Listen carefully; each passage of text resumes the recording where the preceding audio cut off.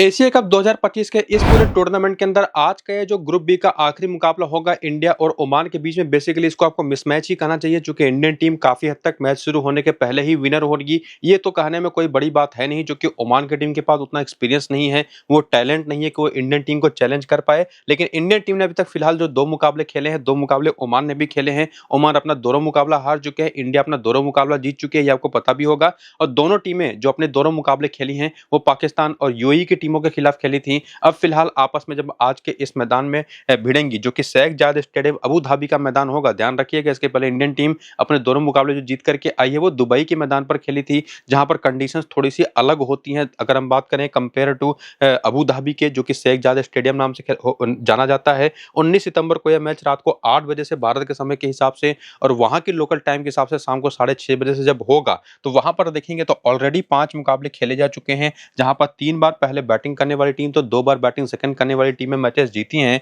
जिसमें सबसे बड़ी चीज जो आपको दिखाई पड़ेगी वो यहां पर आंकड़े कि स्पिन को 22 विकेटें मिली हैं, 12 पहली इनिंग में, 10 सेकंड इनिंग के अंदर, लेकिन पेसर्स को मिली है 35 विकेटें, 13 पहली इनिंग में, 22 सेकंड इनिंग में, जो कि क्लियर करती हैं कि यहाँ की जो पिच है वो निश्चित तौर पर पेसर्स को विकेट निकालने में ज्यादा मदद कर रही है स्पिनर के कंपैरिजन में। चूंकि इसका रीजन है, जो कि जो पिच होती है यहाँ पर अच्छी खासी डेड ग्रास की कवरिंग रहेगी, तो बहुत ज्यादा क्रैक्स तो यहाँ पर पिच के ऊपर नहीं है, हल्के फुल्के हैं। और इसकी वजह से गेंद जो है ना वो टर्न बहुत ज्यादा नहीं करती कि अंदर बाहर बहुत टर्न करे, लेकिन निश्चित तौर पर बल्ले पर फंस करके आती है स्लोअर बॉल्स जो होती हैं। लेकिन साथ ही साथ जो ऐसे बॉलर है ना जो जिनकी गति थोड़ी सी कम होती है, जैसे वारिंदु हसरंगा हो गए, उस तरीके के बॉलर जिनकी गति काफी कम होती है, 80 81 82 किलोमीटर प्रति घंटे की रफ्तार वाली, उन गेंदों पर यहाँ पर स्पिन भी होती है गेंद। ये चीज हमने देखा है अभी तक, जिसमें अभी तक देखे तो कुलदीप यादव एक ऐसे बॉलर माने जाते थे जिनकी स्पीड काफी कम होती है इंडियन बॉलर्स में, लेकिन वो भी फिलहाल अभी टॉप 3 या टॉप 4 में है नहीं इस पूरे एशिया कप के अंदर,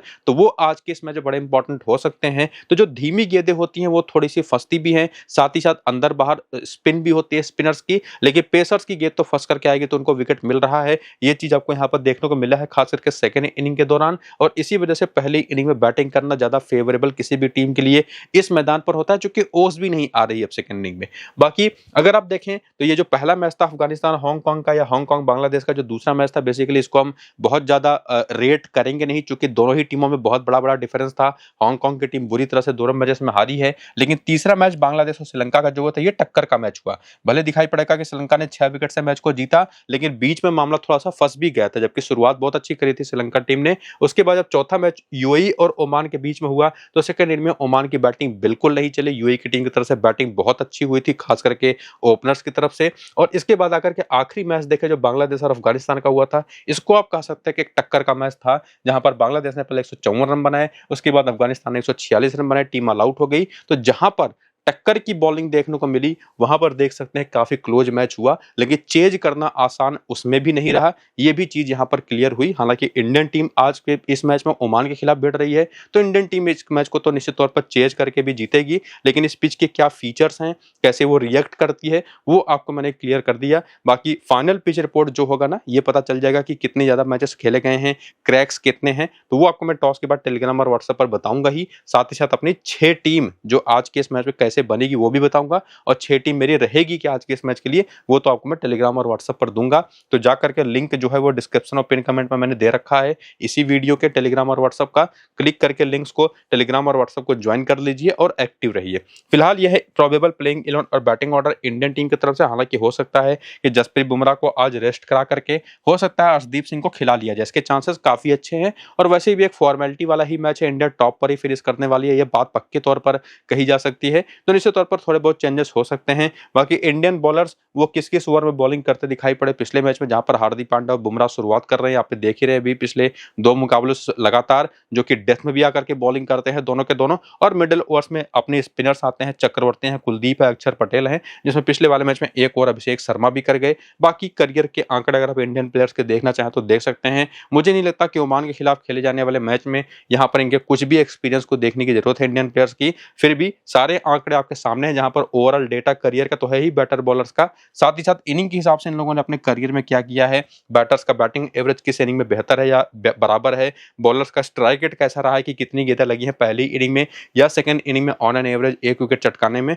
वो सारा डेटा यहाँ पर आपके सामने है। तो इससे आपको प्रेफरेंस वाइज किस इनिंग में ज्यादा देना है, किस प्लेयर को प्रेफरेंस प्लेयर सिलेक्ट करते हुए, वो चीज क्लियर होगा। बाकी रीसेंट फॉर्म आपके सामने है, जहां पर 2 मैचेस जिसमें भारत की टीम ने एक बार यूएई को तो एक बार पाकिस्तान को बुरी तरह से, बल्कि लिटरली आप कह सकते हैं कि रौंद करके मैचेस जीते, जहां पर शुभमन गिल तो पहले मैच 20 नंबर की पारी खेल गए, पिछले मैच में 10 रन बना गए और टच में दिखाई पड़े हैं, बहुत ही शानदार कुछ शॉट्स खेले।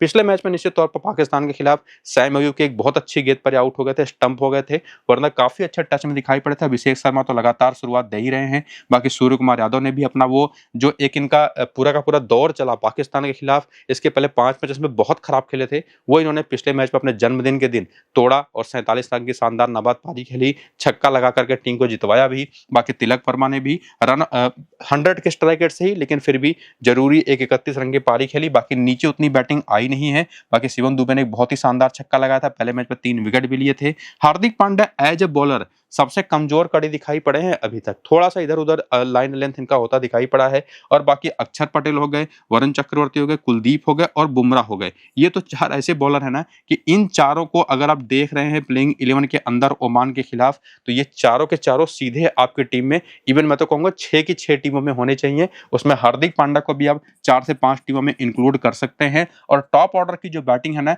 उसमें टॉप के जो 3 खिलाड़ी हैं, ये तो आपके 4 से 5 टीमों में होने ही चाहिए। हाँ, तिलक वर्मा और शिवम दुबे, संजू सैमसन को भी किसी एक या किसी 2 टीम में आप जगह दे सकते हैं रोटेट करके, जैसे कि यूटिलिटी है इन लोगों की। लेकिन उसी में अर्शदीप अगर खेल जाते हैं या कोई भी दूसरा प्लेयर खेलता है, तो वो जिसकी जगह पर टीम में आएगा उसका वही रोल होगा। तो मुझे लगता नहीं कि कुछ ज्यादा यहाँ पर समझने की जरूरत है, लेकिन हाँ, तिलक वर्मा, शिवम दुबे और साथ ही साथ हार्दिक पांड्या, उनके बारे में कम से कम ये क्लियर है कि उनको 6 की 6 टीम में या कम से कम 5 टीम में भी तो नहीं रखना है, ज्यादा से ज्यादा 3 या 4 टीम में, वहीं पर उनकी जरूरत आपको पड़ने वाली है। बाकी वेन्यू का, हेड टू हेड का तो कोई डेटा आपको मिलेगा नहीं, ओमान के खिलाफ कभी लोग खेले नहीं, इसके बाद वेन्यू पर निश्चित तौर पर खेले तो उसका एक्सपीरियंस आपको यहाँ पर सामने मिल जाएगा, जिसमें 12 मैच में 21 विकेट इस मैदान पर है अगर आप देखें जसप्रीत बुमराह के। लेकिन कुलदीप के आंकड़े बड़े इंटरेस्टिंग है, अबू धाबी के इस मैदान पर 3 मैच में कोई विकेट ही नहीं है, पहली इनिंग की बॉलिंग में भी, सेकेंड इनिंग की बॉलिंग में भी। लेकिन जैसा मैंने आपको कुछ देर पहले पिच रिपोर्ट में बताया था ना कि कुलदीप के लिए one of the most suitable bowler हैं इस पिच पर, ये भी बात काफी हद तक तय है।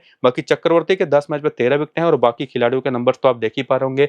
शुभमन गिल का यहाँ पर 28 का एवरेज है, अभिषेक शर्मा के आंकड़े यहाँ पर बहुत खराब हैं, सूर्य कुमार यादव के यहाँ पर नंबर्स कमाल के हैं, बाकी शिवम दुबे के आंकड़े भी देख सकते हैं, जो कि उतना जरूरत पड़ेगी नहीं, क्लियर कर ही दिया है। और बाकी इंडियन बैटर्स की क्या वीकनेस रही है, एक चीज तो आप जानते ही है कि एक लेफ्ट आर्म ऑर्थोडॉक्स बॉलिंग, कुछ हद तक ऑफ स्पिनर और रेस्ट स्पिनर जो लेग स्पिनर्स होते हैं, वो तो परेशान इंडियन बैटर्स को करते ही करते हैं। स्पेसिफिकली मैं कहूंगा लेग स्पिनर और लेफ्ट आर्म ऑर्थोडॉक्स बॉलर, वो आंकड़े आपको अभिषेक शर्मा के खिलाफ भी, शुभमन गिल तो तीनों तरीके के स्पिन बॉलिंग पर परेशान होते हैं, तिलक वर्मा को कोई वैसी दिक्कत है नहीं, सूर्य कुमार यादव को ऐसी कोई पेस या स्पिन खेलने को लेकर के दिक्कत है नहीं, और इवन संजू सैमसन को भी। शिवम दुबे चूंकि एक लेफ्ट हैंडर है तो थोड़ा सा ऑफ स्पिन पर फंसते हैं, बाकी हार्दिक पांड्या को भी ऐसी कोई परेशानी होती नहीं। इसके बाद ओमान की टीम का प्लेइंग 11 बैटिंग ऑर्डर देखें तो ये भी टीम थोड़े बहुत चेंजेस कर सकती है। इनके पास देखेंगे तो शकील अहमद है, लेग स्पिनर समय श्रीवास्तव हैं, और उसके बाद देखेंगे तो आर्यन बिष्ट हैं, हालांकि ये बॉलिंग करते दिखाई पड़े नहीं थे, वसीम अली भी नहीं करते दिखाई पड़े थे, आमिर कलीम करते हैं लेफ्ट आर्म ऑर्थोडॉक्स बॉलिंग।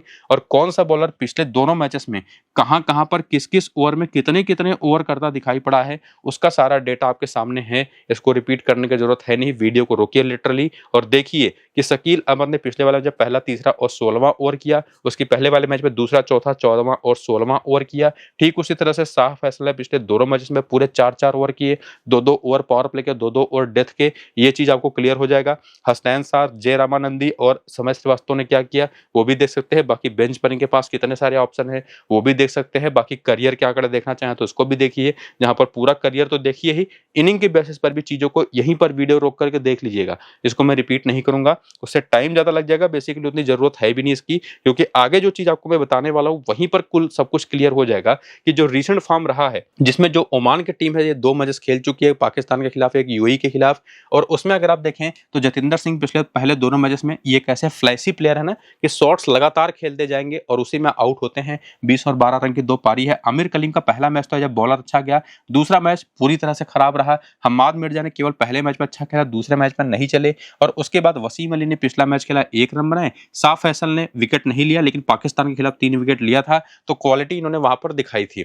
और उसके बाद आर्यन बिष्ट की बात करें तो 24 रन बनाए, विनायक शुक्ला ने 20 और 2 रन की 2 पारी खेली, जितेन रामानंदी ने 13 रन बनाए, 2 विकेट लिया और इनके बारे में T10 खेलने वाले लोग काफी जानते होंगे। और इसके बाद यहाँ पर हसनैन शाह की बात करें तो 2 मैच में केवल 1 विकेट ले पाए। शकील अहमद को अभी तक विकेट मिला नहीं है, लेकिन एक बात बता दूं, क्वालिटी को लेकर के अगर आप बात करें ना तो वो इनके पास पूरी है। कमाल के लेफ्ट आर्म ऑर्थोडॉक्स बॉलर हैं, बहुत ही बढ़िया बॉलिंग की है। 2 रन वजह से थोड़ी सी किस्मत खराब रही है कि विकेट मिला नहीं और इनके ऊपर तो रन बनाना भी काफी मुश्किल हो रहा था, चाहे वो पाकिस्तान के बैटर रहे हो चाहे यूएई के बैटर्स रहे हो। ये चीज हमने क्लियर कट देखी है। बाकी समय श्रीवास्तव ने भी ठीक ठाक बॉलिंग करी, पिछले मैच में 1 विकेट ले गए। नदीम पहले मैच में 1 विकेट ले गए थे। सूफियान महमूद पहला मैच खेले थे, विकेट नहीं ले पाए थे। लेकिन बेसिकली एक बात अगर आप देखें ना तो इस टीम के अंदर कोई बेस्ट यूटिलिटी प्लेयर है तो एक जीतेन रामानंदी होंगे, एक यहाँ पर काफी हद तक साफ फैसल और तीसरे आमिर कलीम होंगे। ये 3 ऐसे प्लेयर हैं जिनको ज्यादा से ज्यादा वही 2-2 3-3 टीमों में आप इंक्लूड कर सकते हैं। और निश्चित तौर पर जब आपकी 6 टीम बनेगी ना तो ज्यादातर टीम ऐसे ही होंगे जिसमें 9 प्लेयर या इवन 10 प्लेयर होंगे इंडियन।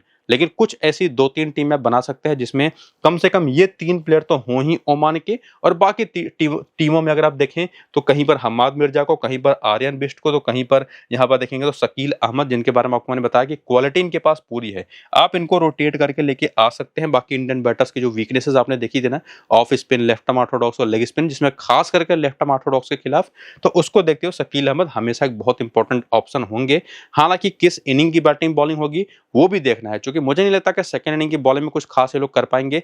पहली इनिंग की बॉलिंग अगर मिल गई ओमान को तो चाहे शकील अहमद हो, चाहे समय श्रीवास्तव हो, चाहे साफ फैसल हो, चाहे इवन आमिर कलीम ही क्यों ना हो, ये चारों बहुत इंपॉर्टेंट हो जाते हैं। और उसके बाद हेड टू हेड का तो कोई डेटा मिलेगा नहीं, इस वेन्यू का डेटा आपको मिल जाएगा जहां पर ओमान के प्लेयर्स ने जो मैचेस खेले हैं, जिसमें जितेंद्र सिंह के अगर आप देखें, जतिंदर सिंह के तो 10 मैच में 206 रन है, आमिर कलीम के 8 मैच 136 रन है, 4 विकेटें हैं। बाकी सभी के एक मैचेस के ही नंबर है, जो कि बहुत ही ज्यादा एक्सपीरियंस वाला दिखाई पड़ते नहीं। बाकी जितेन रामानंदी ने अभी पिछले मैच में यूएई के खिलाफ इसी मैदान पर 2 विकेट लिया था। और बाकी नंबर्स भी आप देख सकते हैं, जिसमें मोहम्मद नदीम भी काफी यहाँ पर सक्सेसफुल रहे। तो मीडियम पेसर्स और साथ ही साथ जो लेफ्ट आर्म ऑर्थोडॉक्स और लेग स्पिन बॉलर आपको मैंने पीछे नाम बताए, ये अगर पहली इनिंग के ओमान की बॉलिंग होती है तो काफी इंपॉर्टेंट होंगे। तो ये निश्चित तौर पर देखना टॉस के बाद का अपडेट बहुत जरूरी होगा कि किस इनिंग की बैटिंग इंडियन टीम की है। उसी तरह से प्लेयर्स हमारे पिक होंगे और वो प्लेयर पिक करके 6 आपको मैं टीम बना करके टेलीग्राम पर दे दूंगा। नीचे डिस्क्रिप्शन पे और पिन कमेंट पर लिंक है, तो जाकर के ज्वाइन करिए। बाकी जतिंदर सिंह ये भी लेफ्ट आर्म ऑर्थोडॉक्स पर फंसते हैं, आमिर कलीम को भी लेफ्ट आर्म ऑर्थोडॉक्स बॉलिंग परेशान करती है, वसीम अली और हम्माद मिर्जा का कोई डेटा ओवरऑल मिलेगा नहीं, ज्यादा एक्सपीरियंस इनका है नहीं, लेकिन स्पिन के खिलाफ, पेस के खिलाफ दोनों दिक्कत होने वाली है। ठीक उसी तरह से साफ फैसल, आर्यन बिष्ट का भी और इवन विनायक शुक्ला का भी इंडियन बॉलर्स के खिलाफ कोई डेटा मिलेगा नहीं, हेड टू हेड तो खेले ही नहीं है। बाकी ये बात तो क्लियर है कि जीतते तो इंडियन टीम ही वाली है। और इसी वजह से अगर आप देखें जो 5 टॉप के ऑप्शन आपको मैं बताऊंगा ना कप्तान उस कप्तान के, उसमें से 4 तो इंडियन ही है, इवन ज्यादा भी आप ले सकते हैं, जहां पर वरुण चक्रवर्ती भी है और इवन अगर आप देखें तो जो लेफ्ट आर्म ऑर्थोडॉक्स बॉलर हैं भारत के अक्षर पटेल, वो भी हैं, क्योंकि अभी आपने पीछे वीकनेस देखी ओमान के बैटर्स की। और किसी एक टीम में आप ले सकते हैं जब वाइस कैप्टन आमिर कलीम को, और किसी एक टीम में आप जितेंद्र रामानंदी को भी ट्राई कर सकते हैं। वो चीज आप करना चाहे तो करें। बाकी मेरी जो अपनी फाइनल 6 टीम बनेगी और साथ ही साथ जो पिच रिपोर्ट होगा वो आपको मैं टेलीग्राम और व्हाट्सएप पर देने वाला हूँ टॉस के बाद। लिंक आपको डिस्क्रिप्शन में और पिन कमेंट में मिल जाएगा टेलीग्राम व्हाट्सएप का, जाकर के ज्वाइन हो जाइए। बाकी वीडियो पूरा देखिए, वो सबसे जरूरी है, और कोशिश करिए कि 6 में से कम 3-4 टीमें तो खुद की बनाइए। फिलहाल ये वीडियो यहाँ पर करते हैं खत्म, चलते हैं, नमस्कार।